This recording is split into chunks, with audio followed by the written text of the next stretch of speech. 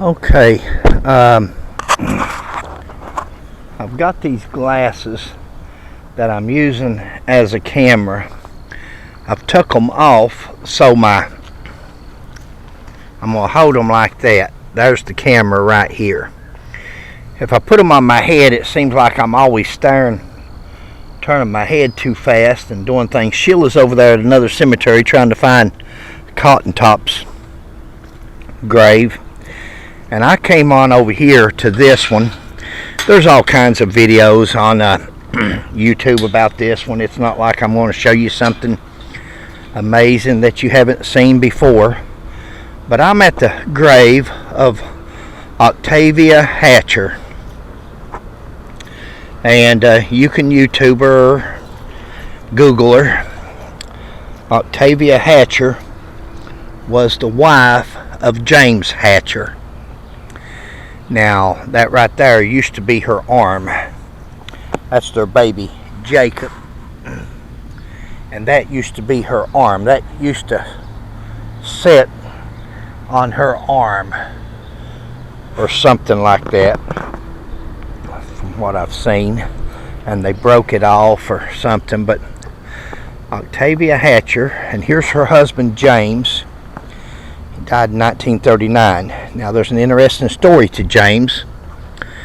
Also, Octavia can't really read it anymore, so you'll have to go online and research her, but I don't know when she was born or when she died. I can't see it on the monument, but Devil Ants would be jealous of her monument. I think it's a lot taller than his. But anyway, Octavia Hatcher, way back, hers and James's son Jacob died, and she became depressed. Well, at the same time she became depressed, she was actually sick, and she lingered and lingered, and finally they called her dead. They thought she was dead. They put in her casket, and that's before they didn't embalm. I mean, the embalming was there if a person wanted it, but they didn't embalm her. Put her in a casket and buried her. Now, James is a well-to-do man.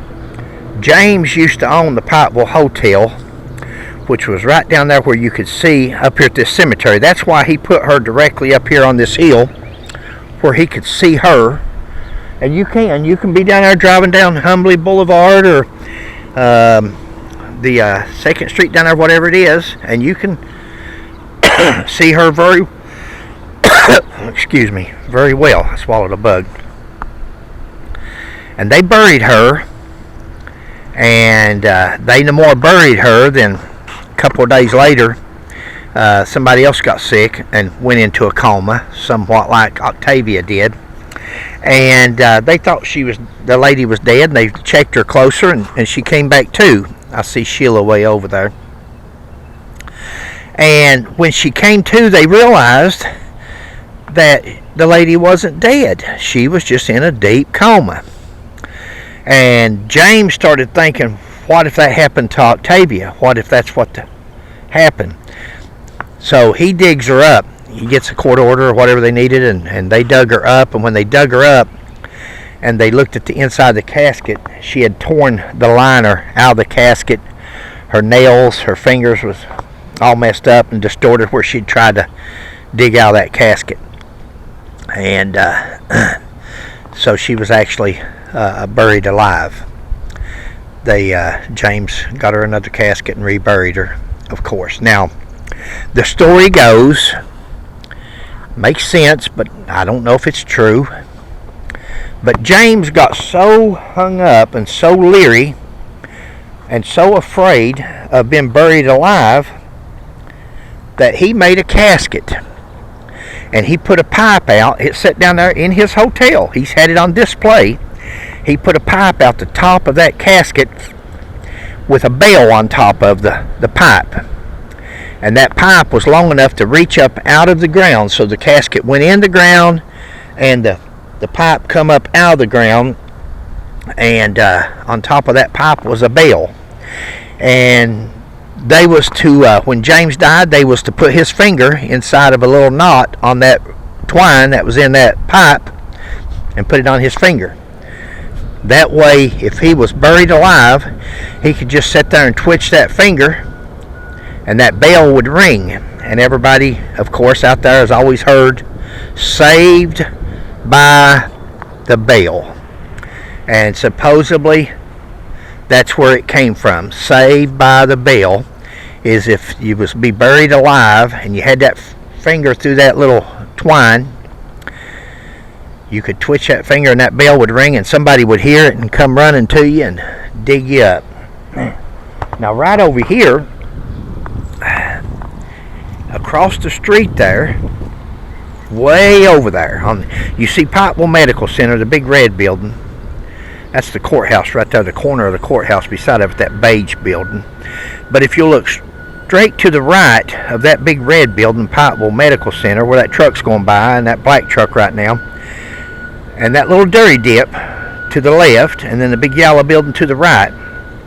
Right up on the hill there, that cliff, that is the Dills Cemetery. That is where John Dills, Randall and Sarah McCoy, and Rosanna are buried.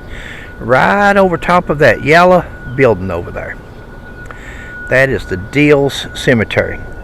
We're in Pikeville this weekend. We're doing some videos on FBI agent Mark Putnam that I used to work with when I was a detective up here, and we're doing a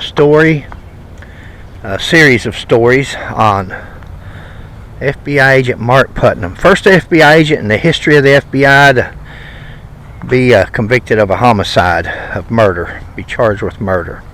He killed his informant, a female, had her pregnant and killed her. It's an interesting story if you see the videos. Did you find Cotton Top's grave? No, I looked. I'm walking to a spider web. Yeah? But no, I couldn't find any, but there's some more graves over there. Yeah, we've been here.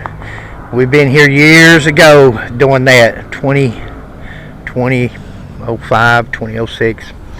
And there's unmarked graves out there, and it just confuses you. Cotton Top's right over there, over top of our vehicle is an apartments or whatever, part of the college over there, and that's where Cotton Top was hung. So anyway, that's going to conclude this video, and we'll talk to you next time. I done one on Octavia. Did you? Yeah.